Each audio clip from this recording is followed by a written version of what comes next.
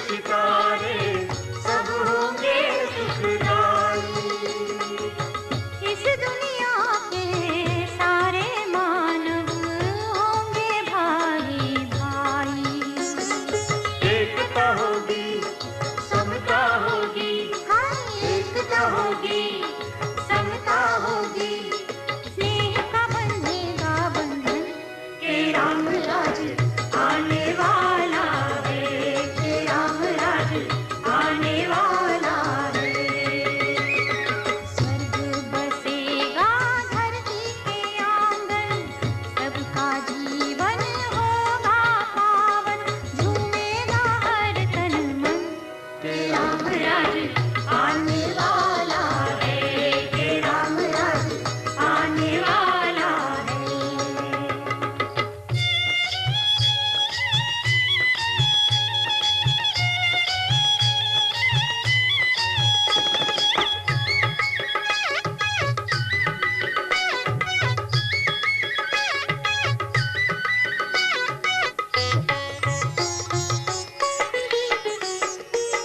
बाघ बकरी फिर से पिएंगे एक तट पर पानी। बाघ बकरी फिर से पिएंगे एक तट पर पानी। सृष्टि चक्र दोहराएगा सतयुग की उम्र कहानी। आनंद आनंद परमानंद, हाय आनंद आनंद परमानंद। पुलकित होगा कण कण, के राम राज आने वाला है, के राम राज आने वाला है।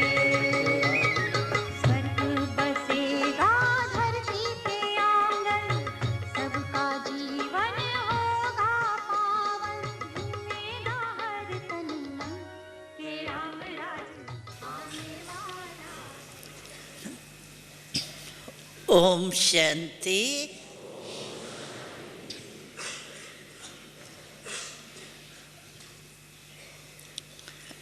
आज हम सभी जो हमारा भविष्य है, जिसको कहते हैं स्वर्ण युग व स्वर्ग, तो उसकी चर्चा आपस में करेंगे। वैसे तो आप सभी कितने बार स्वर्ग में राज करके आए हो, आपको याद है? कितने बार किया है राज? है याद? अनेक बार किया है ना? हाँ? क्योंकि हर कल्प में हम बाप दादा द्वारा स्वर्ग के राज भाग्य के वर्ष के अधिकारी बने हैं और आगे भी हमें ही बनना है। ये नशा तो हम सबको है ही। तो हमको कहा आप सुनाओ, मैंने कहा ये तो हर एक ब्राह्मण आत्मा के अंदर स्वर्ग के सिस्टम कहो, राज कहो, उसके संस्कार भरे हुए हैं, रिकॉर्ड भरा हुआ है। सिर्फ उसको आजकल का टेप रिकॉर्ड जो होता है ना, उसमें भी बीच में जो रिकॉर्ड चाहिए वो आगे पीछे करके चला लेते हैं। तो आप भी आपके आत्मा में जो ये स्वर्ग के संस्कार भरे हुए हैं ना, उस टेप को इमर्ज करो, वहाँ लगाओ, तो आपके अंदर वो सारा रिकॉर्ड जो है वो स्पष्ट हो जाएगा। तो स्वर्ग या स्वर्ण युग का नाम लेते ही खुशी होती है। क्यों? कि हमारे बाप दादा ने ये स्वर्ग का वर्षा दिया है, वह स्वर्ग की स्थापना की है, और कोई मनुष्य स्वर्ण युग की स्थापना नहीं कर सका। चाहे धर्मात्मा आए, चाहे धर्म नेताएं आए हैं, कोई भी आए, लेकिन स्वर्ण युग की स्थापना स्वयं हमारे बाबा के और कोई न कर सका है, न करेगा। इसीलिए हमें नशा है, खुशी है कि हम ही हर कल्प में स्वर्ग के अधिकारी बने हैं और बनते रहेंगे। कि आप भी अपने बुद्धि बल द्वारा जान सकते हैं कि परमात्मा जो स्थापना करेगा, तो जैसे परमात्मा में सर्व शक्तियां हैं, परमात्मा जो चाहे वो कर सकता है। परमात्मा की रचना जैसे स्वयं परमात्मा है, वैसे उसकी रचना भी तो ऐसी ही होगी ना। परमात्मा के लिए कहा ही जाता है ऊंचे ते ऊंचा भगवान, तो उसकी रचना भी कैसी होंगी? ऊंचे ते ऊंची होंगी ना। तो अभी आप मन द्वारा उस दुनिया में पहुंच जाओ। पहुंचने का अभ्यास है ना। जैसे अभी आपको शीलू बहन योग की कमेंट्री करा रही थी, तो आप परम धाम या सूक्ष्म वतन में मन द्वारा अनुभव कर रहे थे ना। ऐसे अभी फिर आप अपने स्वर्ग की दुनिया, सतयुग कहो, स्वर्ग कहो, स्वर्ण देश कहो, वैकुंठ कहो, कई नाम है, वहाँ पहुँच जाओ मन द्वारा।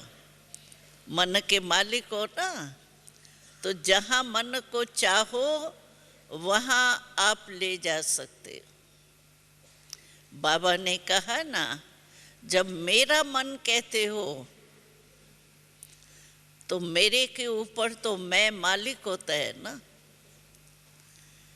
मन मेरा है और मेरा ही मन मेरे को धोखा देवे, ये तो ठीक नहीं लगता है ना। तो मेरा मन है, जब मेरा मन कहते हैं तो मैं मालिक हूँ।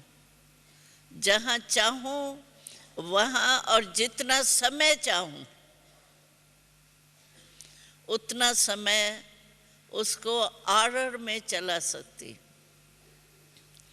इसीलिए हमारी मूल जो धारणा है वो है ही मन द्वारा। आप देखो योग भी क्या है, मन मना भव है ना।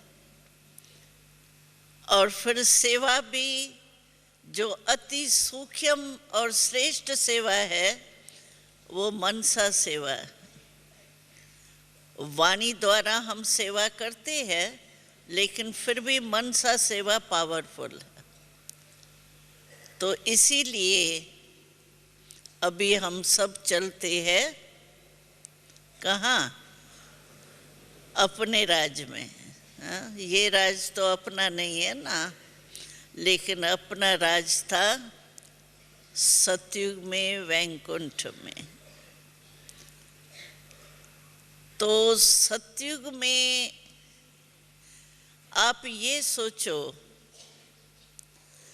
कि मनुष्य आत्मा को जीवन में विशेष चाहता क्या है। हर एक के जीवन का लक्ष्य क्या रहता है, ऊंचे से ऊंचा क्या रहता है। तो हमने देखा है कि हर एक मनुष्य को जीवन में श्रेष्ठ जीवन व्यतीत करने के लिए, सुखमय जीवन व्यतीत करने के लिए 4 चीजें चाहिए जो हमको बाबा दे रहा है। एक है सुख, शांति, लेकिन इसका फाउंडेशन है पवित्रता। बाबा ने कई बार सुनाया हमको, तो पवित्रता ही सुख शांति की जननी है। अगर जननी नहीं है किसके पास, तो सुख शांति के बच्चे पैदा हो ही नहीं सकते। तो पवित्रता, सुख, शांति, प्रेम, संबंध में भी प्रेम, अपने दिल में भी प्रेम, ये सब विशेष चीजें चाहिए मनुष्य को जीवन में। तो हम जब स्वर्ग शब्द कहते हैं ना, तो उसमें ये सब चीजें होंगी। और ये सब सुख, शांति, प्रेम जो भी है वो हमको अविनाशी बाबा से मिले। बाबा अविनाशी है, तो वो जो प्राप्ति करेंगे वो क्या होंगी, अविनाशी होंगी ना। तो हमको स्वर्ग में जो चाहिए जीवन में वो सब प्राप्त होंगे। दुख का बाबा कहते हैं नाम निशान नहीं होगा। दुख क्या होता है, उसकी अविद्या होंगी, यानी विद्या जान क्या होता है दुख, उसकी समझ ही नहीं होंगी। तो ऐसा अविनाशी सुख हमारे 21 जन्म तक चलना है। नशा चढ़ता है, 1 जन्म का हमारा पुरुषार्थ है और 21 जन्म की प्राप्ति है। 1 जन्म हमको थोड़ा अटेंशन देना पड़ता है। मेहनत क्या है, बाबा कहते हैं जहाँ मोहब्बत होती है वहाँ मेहनत नहीं होती। तो हम प्रभु प्यार में रहते हैं, मोहब्बत में रहते हैं, इसलिए हमें मेहनत नहीं लगते है। लेकिन फिर भी संगम युग सब युगों से छोटा सा युग है, और छोटे से युग में थोड़े से समय के पुरुषार्थ में या अटेंशन देने से 21 जन्म हमको कोई मेहनत नहीं करनी पड़ेगी। ऐसी प्राप्ति की गारंटी शिव बाबा हमको दे रहा है और हम अनुभव भी कर रहे। तो देखो कितनी प्राप्ति है। थोड़े से समय की प्राप्ति इतनी प्रालब्ध के रूप में मिलेंगी। तो ये सोचो, प्रकृति दुख देने वाली चीजें इस समय संगम के समय कौन सी है? दुख देने वाली एक तो है हम ब्राह्मण आत्माओं की चैलेंज है माया जीत बनने के लिए, इसलिए माया विघ्न डालती है, यानी दुख का कारण बनती है। प्रकृति भी आजकल दुख का कारण है। और संबंध में आत्माएं भी एक दो को कभी कर्म बंधन का हिसाब किताब होता है, वो दुख प्राप्त कराती है। हम ब्राह्मणों को नहीं, लेकिन आजकल के दुनिया वालों को।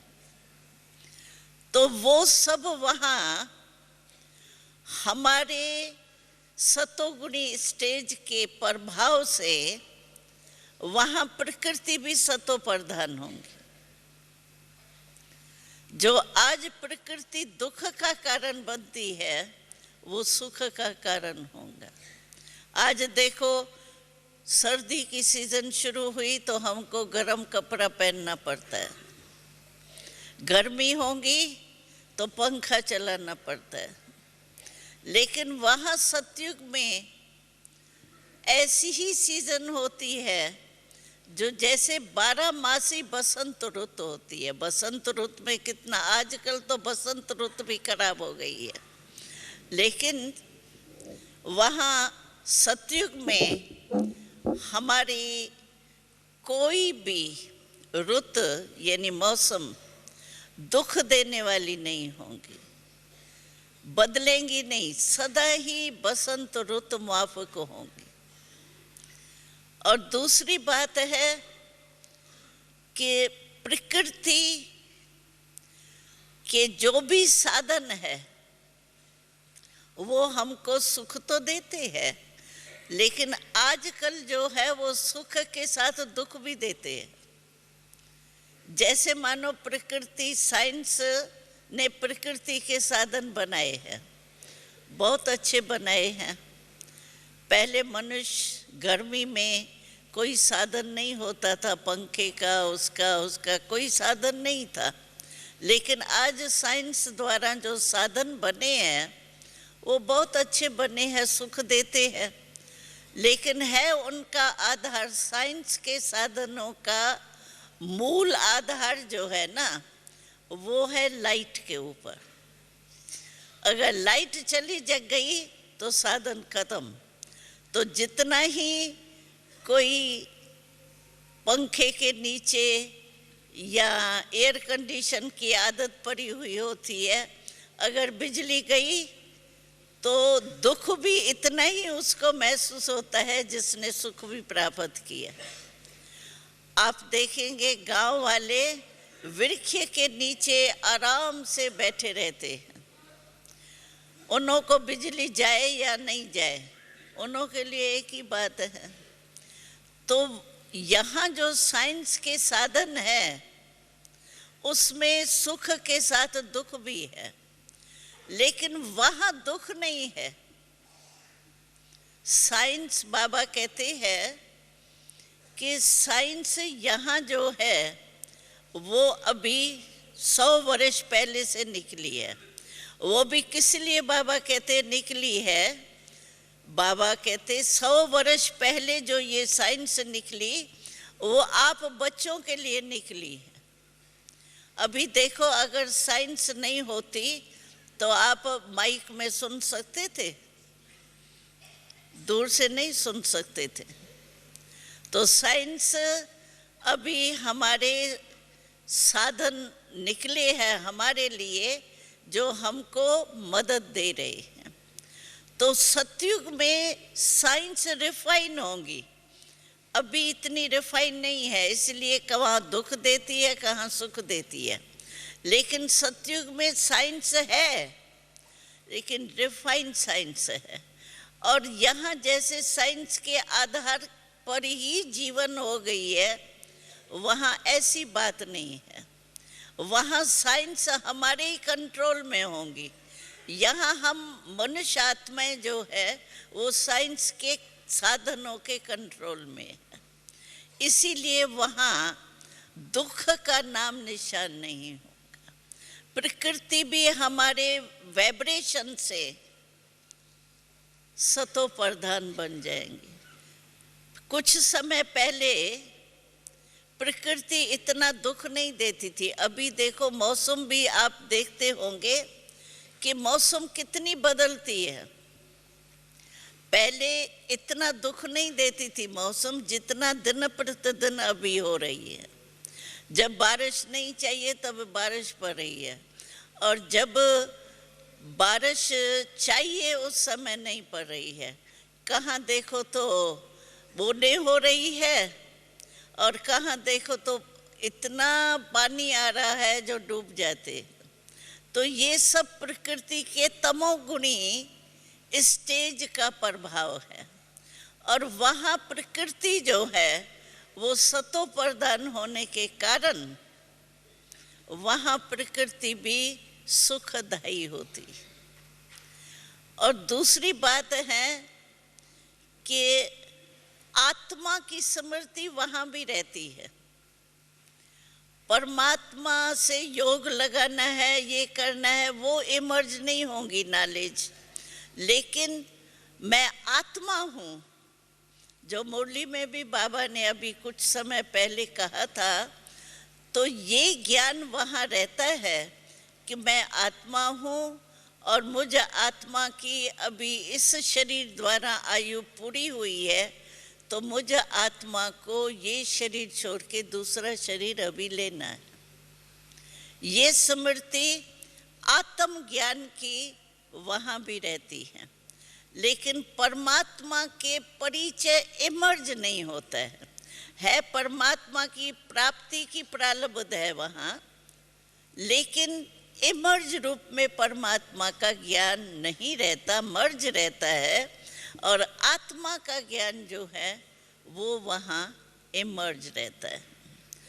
तो सतयुग में दूसरी बात है कि संबंध द्वारा भी कितना दुख होता है, और वहाँ संबंध में इतना प्यार होता है, चाहे प्रजा हो, चाहे दास दासी हो, चाहे राजा हो। लेकिन आज जो है वो प्रजा और राजा में, राजा तो आजकल है ही नहीं, नेता ही है, ताज तो है ही नहीं ना, टोपियाँ ही हो गई है ना।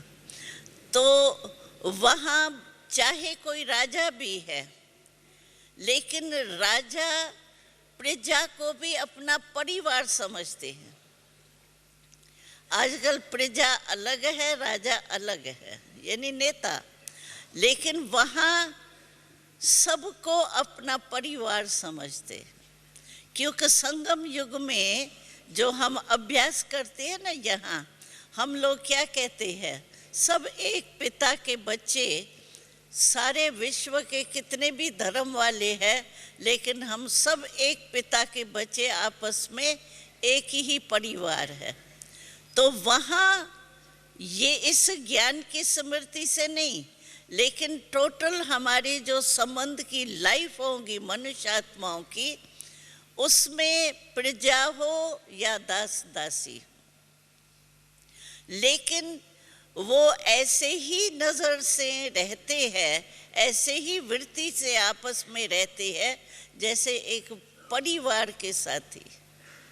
यहाँ देखो मधुबन में अभी प्रैक्टिस है ना हमारी, वहाँ कोई भी यहाँ आते हैं मधुबन में तो यही क्वेश्चन करते हैं, यहाँ इतना काम भी हो रहा है, इतने लोग आते हैं, इतने रहते हैं, इतना सब कुछ हो रहा है, लेकिन पता ही नहीं पड़ता कौन किसको डायरेक्शन देता है, ऑटोमेटिक जैसे चल रहे हैं।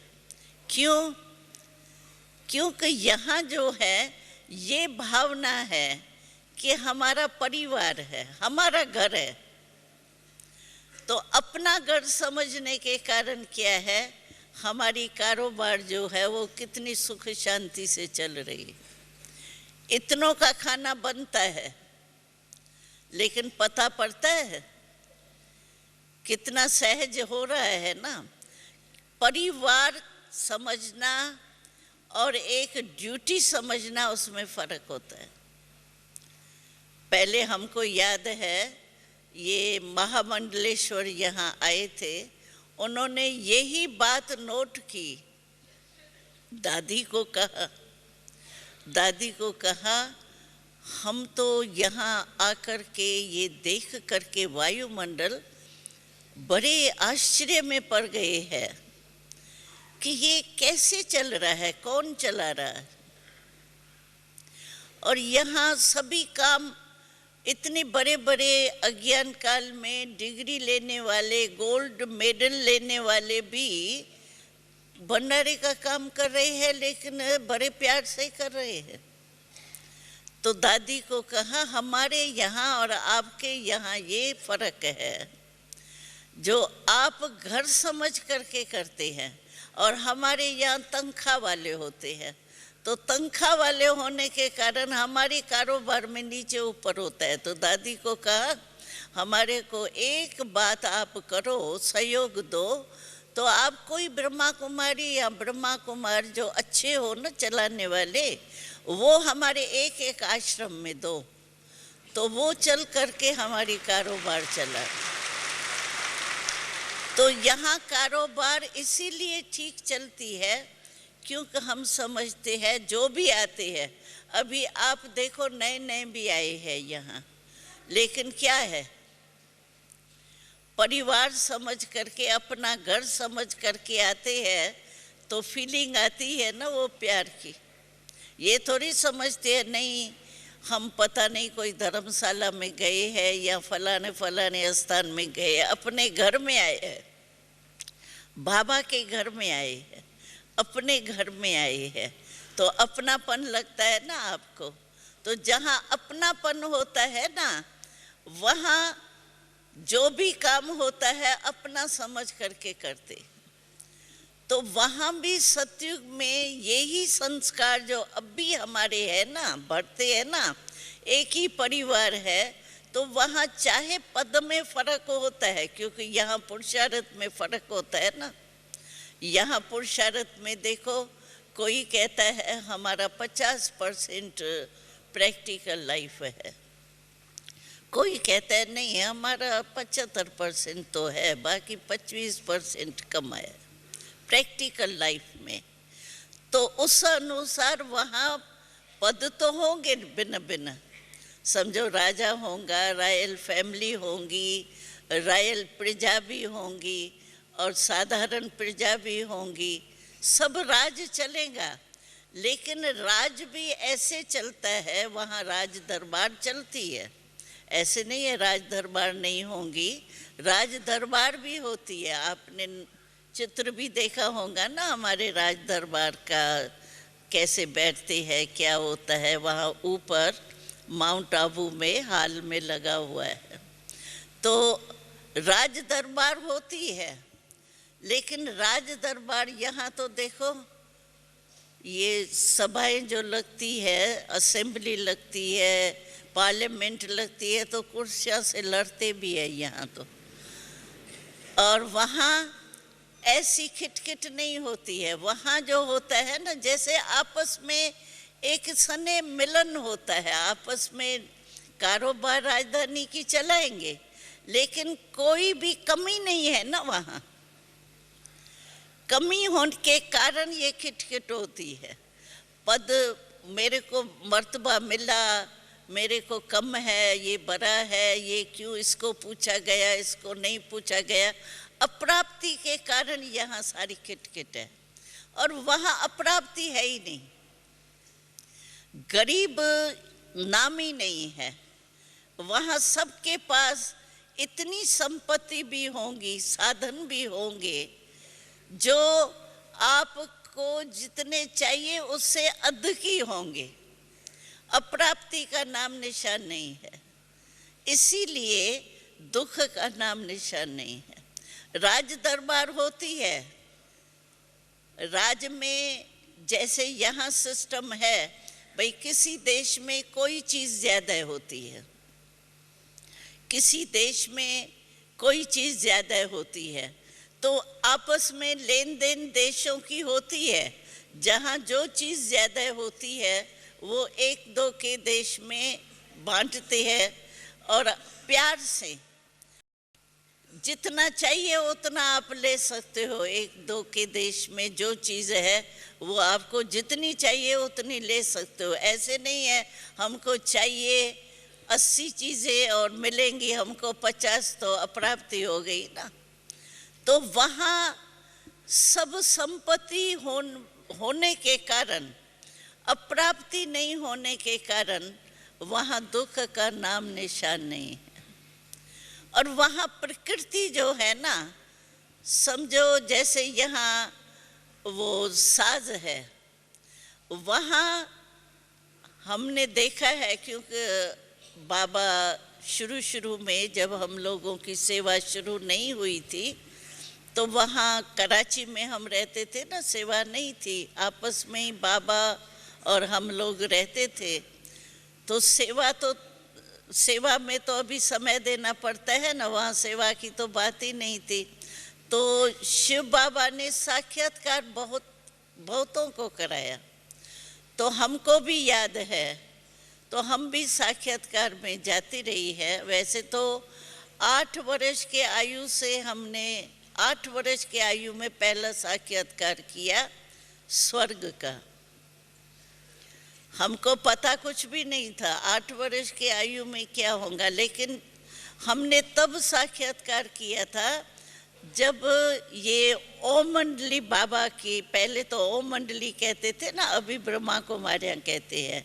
ओम मंडली क्यों कहते थे? क्योंकि ओम की धुनी बाबा बहुत अच्छी कराते थे, और जिस समय ओम की धुनी बाबा करते थे, मम्मा भी करती थी, बहनें भी कराती थी, तो जिस समय ओम अर्थ से कहते थे, ऐसे नहीं है एक बस कन्नरस के रीति से नहीं, मुख के एक गीत के रीति से नहीं, लेकिन जिस समय ओम की धुनी लगती थी, कई साक्षात्कार में चले जाते थे, क्योंकि उस स्थिति में स्थित हो कि मैं आत्मा हूँ। तो आत्मा, ओम का अर्थ क्या हम बताते हैं, मैं वो आत्मा शांत स्वरूप हूँ। ओम शांति भी हम कहते हैं ना, तो ओम की धुनी होती थी, इसीलिए उसका नाम ही पड़ गया ओम मंडली। ओम मंडली तो ओम मंडली से बाबा, साकार बाबा, हम लोग कराची में रहते थे और बाबा हैदराबाद में शुरुआत हुई थी। तो हमारे संबंधियों के पास बाबा आया था थोड़े दिनों के लिए, जैसे नहीं कोई निमंत्रण दे के बुलाते हैं। तो हमारे जो संबंधी थे वो गुरुओं को बहुत घरों में रहा के उनकी भाषण सुनते थे, सेवा करते थे। तो बाबा भी आए थे हमारे संबंधियों के पास। तो वहाँ क्लास जैसे अभी हमारा लगता है ना, वैसे उस समय सत्संग कहते थे। भाई सत्संग में बाबा वाणी चलाएंगा। तो हमारी लौकिक माँ जो थी वो वहाँ जाती थी, सत्संग के टाइम वहाँ जाती थी। अपना ही जैसे काके मामे का घर था तो अपना ही घर हुआ। तो पहला साक्षात्कार हमको वहाँ हुआ था, मेरे को कुछ पता नहीं। जो कई बार कहते हैं ना साक्षात्कार ये कल्पना से होता है, ये कल्पना है, कोई रियल साक्षात्कार वगैरह दर्शन नहीं होते हैं। तो हमको तो कुछ पता नहीं। भक्ति शाहूकार फैमिली होने के कारण भक्ति की भी बात नहीं थी, लेकिन ये ज़रूर था कि सिंध में रवाज था जो शीशे पर प्रिंट होती थी, अलमारियाँ वगैरह होती है ना, उसमें शीशे में प्रिंट होती थी देवताओं की, राम, श्री राम, कृष्ण वगैरह की। लेकिन हम छोटे बच्चे थे ना, हमको ये भी पता नहीं भाई एक अच्छी श्री कृष्ण की मूर्ति है, अच्छी मूर्ति है, श्री कृष्ण है या श्री राम है, उनकी क्या कथा है, क्या बात है, वो उसमें अटेंशन ही नहीं जाता था। लेकिन होते ज़रूर थे घरों में। तो वहाँ पहला साक्षात्कार हमको हुआ, और फिर वो तो लंबी है हिस्ट्री। लेकिन उसके बाद फिर हम आश्रम बाबा के बोर्डिंग में आई, उसके कुछ साल के बाद हमको फिर साक्षात्कार का पाठ शुरू हुआ। तो हमें याद है कि उन दिनों में हम 10-10, 12-12 दिन स्वर्ग के शहजादी रूप में रहते थे। हम लोगों को वो 10-12 दिन जो है ना, वो अपनी मैं गुलजार हूँ ये स्मृति नहीं रहती थी। स्वर्ग में ही बस खा रहे हैं, सो रहे हैं, पी रहे हैं, जो भी लाइफ थी वो स्वर्ग की थी। तो हमको अनुभव है, सारी लाइफ हो गई ना अनुभव में। तो ये हमको अनुभव होता था कि वहाँ वृक्ष जो है ना, वृक्ष के पत्ते ऐसे चलते थे सवेरे सवेरे, अमृत वेला जैसे होता है सवेरा, योग वहाँ नहीं लगाना पड़ता है जैसे यहाँ 3:30-4 बजे अमृत वेले में योग करते हैं ना, वो योग नहीं करते हैं। लेकिन देरी से भी नहीं उठने का होता है, जैसे सूर्य उदय होता है उसके पहले ही उठ करके तैयार हो जाते हैं। तो हमको याद है कि वहाँ वृक्ष के पत्ते जो है ना, वो पत्ते ऐसे आपस में लहराते हैं ना पत्ते, तो वो ऐसे लहराते हैं जैसे साज बज रहे। आपको ऐसे ही आवाज़ आएगा जैसे यहाँ आर्टिफिशियल बैठ के ये साजों के आधार पर आवाज़ आता है ना, कितना मीठा लगता है। ऐसे वहाँ वृक्ष नेचुरल वो हिलते हैं जैसे साज बजता है। तो प्रकृति वहाँ हमारी दासी हो जाती है। प्रकृति हमको सब भासना देती है। और बसंत की रुत तो होती है वहाँ, तो इसीलिए वहाँ की प्रकृति सुखदायी, आत्मा सुख स्वरूप होती है। और संबंध में भी कोई दुख की बात ही नहीं है, क्योंकि अप्राप्ति के कारण संबंध में झगड़ा होता है, लड़ाई होती है। वहाँ अप्राप्ति है ही नहीं, जितना चाहिए उससे 10 गुना ज़्यादा है। तो राज भी चलता है। और वहाँ पंछी जो होते हैं ना, वो पंछी भी ऐसे इस जैसे यहाँ हम ये देखा होगा ना आपने, ये सर्कस वगैरह होती है, उसमें पंछियों को सिखाते हैं।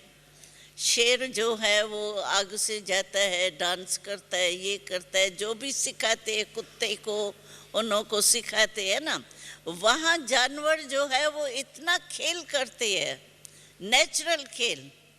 समझो पंछी है, हंस है, तो हंस ऐसे आपस में बैठेंगे, डांस करेंगे। हमने प्रैक्टिकल में देखा है पंछों की डांस। जैसे हम लोग यहाँ करते हैं ना डांस, तो वो चक्कर लगा करके इतना अच्छा डांस करते हैं, जो आपको जैसे सारा टाइम कुछ ना कुछ मनोरंजन जैसे नजर आएगा आपको। ऐसी वहाँ की खुशी की लाइफ है। तो खुशी तो चाहिए ना, और चाहिए क्या आपको। और सिस्टम जो है खाने पीने की, वो सोलर सिस्टम ज़्यादा है वहाँ। तो खाना पीना जो बनता है वो यहाँ देखो, अभी मधुबन से संस्कार पड़ रहा है ना हमको, तो यहाँ जो आप सभी का खाना बनता है वो देखा है आपने, सोलर सिस्टम से बनता है। तो वहाँ भी सतयुग में जो है वो सोलर सिस्टम का ज़्यादा है। और प्लेन होते हैं ज़्यादा। प्लेन भी ऐसे प्लेन नहीं जो ये ऐसे 2 पंखों होते हैं। और ये वहाँ डिज़ाइन, विमानों की भी डिज़ाइन ऐसी होती है जैसे सिंहासन की नहीं डिज़ाइन होती है। किसमें ये समझो कोई पंछी आगे है, कहाँ पहाड़ की डिज़ाइन, कहाँ सिंहासन की डिज़ाइन। विमान जो होते हैं ना वो भिन्न भिन्न डिज़ाइन वाले होते हैं। वहाँ पहाड़ियाँ है, लेकिन पहाड़ियाँ सूखी नहीं। जैसे कोई कोई पहाड़ी यहाँ आप देखेंगे, कोई कोई है ऐसी, जैसे डिज़ाइन ऐसे लगती है जैसे पंछी बैठा है। यहाँ नहीं, हम आते हैं ना यहाँ रास्ते में, जब नीचे आबू रोड में ऊपर से आते हैं तो आपने देखी होंगे एक पहाड़ी ऐसे है जैसे ऊँट बैठा है, देखा है ना आपने, ध्यान से नहीं भी देखा हो, लेकिन ऐसे वहाँ नेचुरल ब्यूटी है। पहाड़ भी होंगे लेकिन पहाड़ की डिजाइन्स भिन्न भिन्न ऐसे है जैसे आप नेचुरल मनोरंजन कर रहे। तो इसीलिए वहाँ अप्राप्ति नहीं है। जो व्यापार होता है वो हर एक के पास जो भी चीज़ होंगी वो लेन देन होंगी, वो एक चीज़ देगा और दूसरी लेगा। वो खिटखिट नहीं है, पैसा दिया उधार दिया फिर उधार नहीं मिला तो झगड़ा हुआ, ऐसी कोई बात नहीं। जैसे एक फैमिली सिस्टम में चलते हैं तो ऐसे हमारे सतयुग में 5 तत्व ही सतो प्रधान। प्रकृति भी है, माया का तो क्वेश्चन ही नहीं है। तो आपकी लाइफ क्या होगी? और सुख शांति तो है ही वहाँ, कोई दुख की बात है ही नहीं। पवित्रता तो है ही, पवित्रता का फाउंडेशन यहाँ भी तो हम पक्का कर रहे हैं ना। तो वहाँ पवित्रता होने के कारण सुख शांति हमारी अविनाशी। और कुछ पूछना है? लेकिन स्वर्ग तो कोई बढ़िया बात नहीं है, इस संगम युग की बढ़िया बात है। इस संगम पर हम परमात्मा पिता को जान करके मिलन मनाते हैं। वहाँ परमात्मा का पाठ नहीं होगा। यहाँ जो अतीन्द्रिय सुख हमको अनुभव होता है वहाँ एक नेचुरल सुख है। दुख की बात इमर्ज नहीं है। यहाँ दुख के बाद हमको सुख की प्राप्ति हुई है, उसका महत्व है। किसको दुख का अनुभव ही नहीं है उसको सुख हुआ तो क्या बड़ी बात है। लेकिन यहाँ दुखी से सुखी बने हैं, अतीन्द्रिय सुख का अनुभव होता है। इसीलिए इस संगम युग का जो महत्व है उसके आगे सतयुग तो एक प्रारब्ध है। सतयुग में हमको इतनी मेहनत करने की जरूरत ही नहीं। तो आप स्वर्ग में संगम युग अच्छा लगता है या स्वर्ग अच्छा लगता है? हाँ? संगम में मेहनत करनी पड़ती है इसलिए थक जाते होंगे, हाँ? लेकिन नहीं, स्वर्ग के आगे ये संगम युग तो मैं समझती हूँ पदम गुना श्रेष्ठ है। क्योंकि अभी हम एक दो को पहचानते तो है, वहाँ तो पहचान ही नहीं होंगी। अभी बाबा हमको मिलता है, हम बाबा से मिलते हैं, ये कितना पाठ भरा है। इसीलिए संगम युग का मज़ा जो है, एक एक संगम का दिन जो है ना, वो आप समझो बहुत महान। ऐसे नहीं, इस संगम युग के महत्व को जितना जानेंगे उतना आप महान बनेंगे। हम तो कहते हैं संगम युगी है जहां हम 5000 वर्ष की प्रारब्ध बनाते। वहां सतयुग में हमको कोई प्रारब्ध बनानी नहीं है, यहाँ की प्रारब्ध मिलनी है।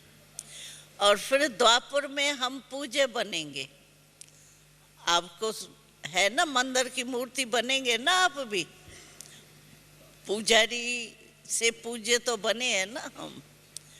तो हमारी पूजा जो होंगी वो भी इस संगम युग के हिसाब से। एक जन्म में 5000 वर्ष की प्रारब्ध बना रहे।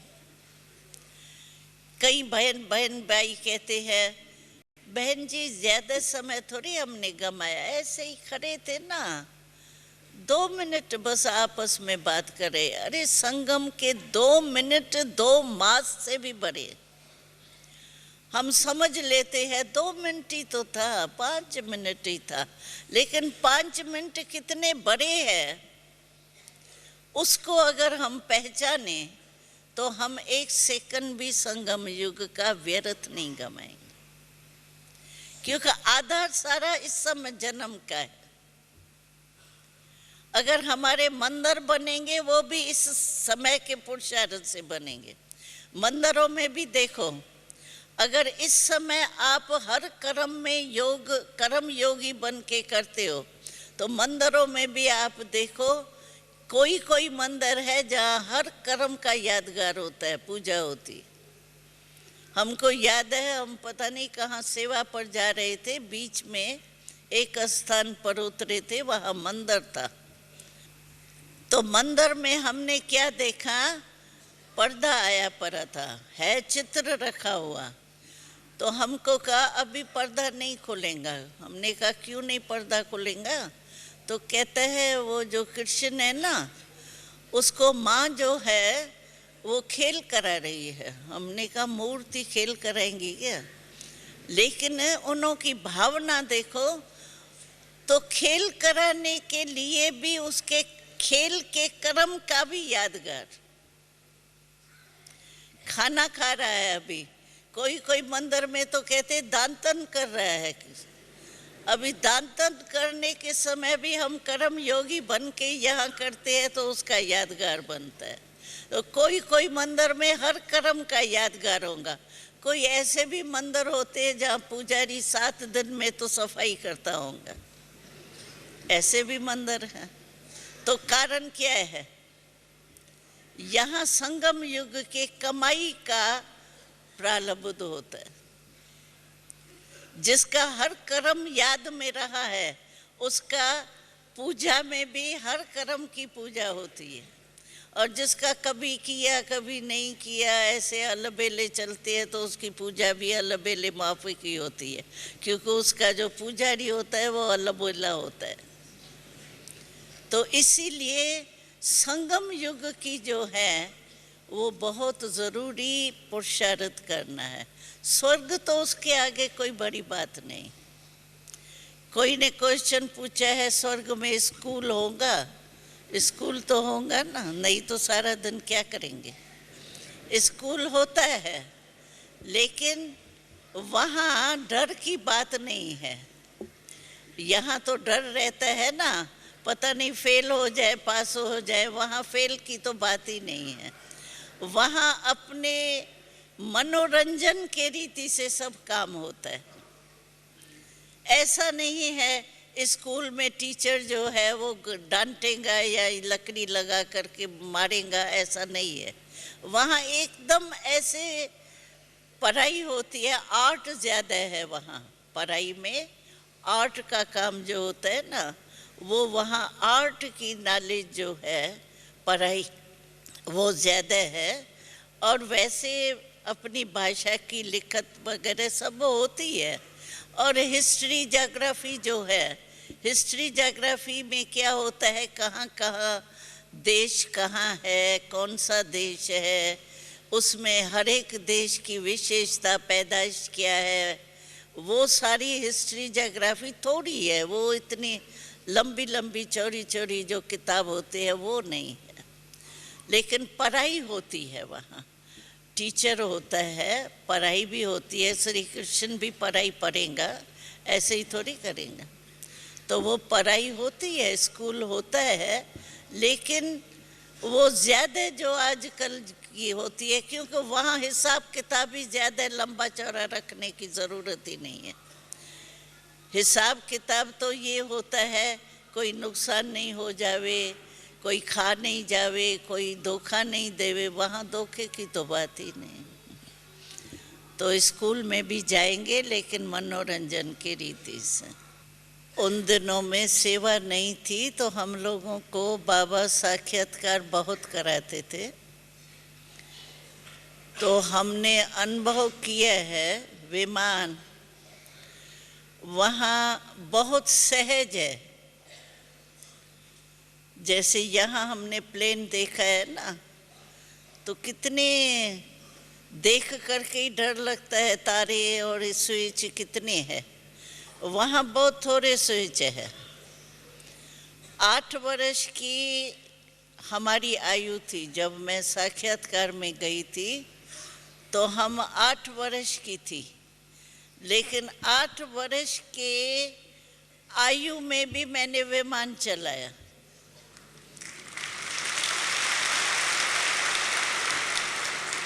इतना इजी है, थोड़े से स्विच है, लेकिन है ज़्यादा जो है ना, सोलर सिस्टम है वहाँ, तो एक्सीडेंट तो वहाँ होना ही नहीं है।